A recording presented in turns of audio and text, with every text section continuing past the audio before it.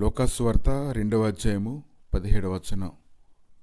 వారు చూచి శిశువుని గూర్చి తమతో చెప్పబడిన మాటలు ప్రచురం చేసిరి. గొర్రెల కాపరులు తమతో చెప్పిన సంగతులను గూర్చి విన్నవారందరూ మిక్కిలి ఆశ్చర్యపడిరి. అయితే మరియ మాటలన్నిటి తన హృదయంలో తలపోసుకొని భద్రం చేసుకొనెను.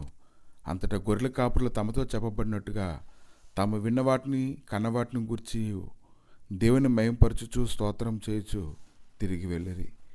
ఈరోజు ఆయన గురించిన శుభవర్తమానము నిజంగా ఎవరైతే నమ్ముతారో అది వారికే ప్రకటించబడింది. అల్పులుగా ఎంచబడేటువంటి గొర్రెల కాపరికి అది ప్రకటించబడింది.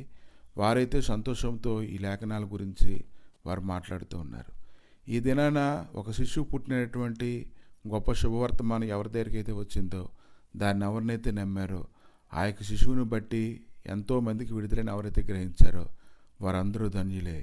వారికి దేవుడి క్షేమాభివృద్ధి కలుగు చేయను గాక.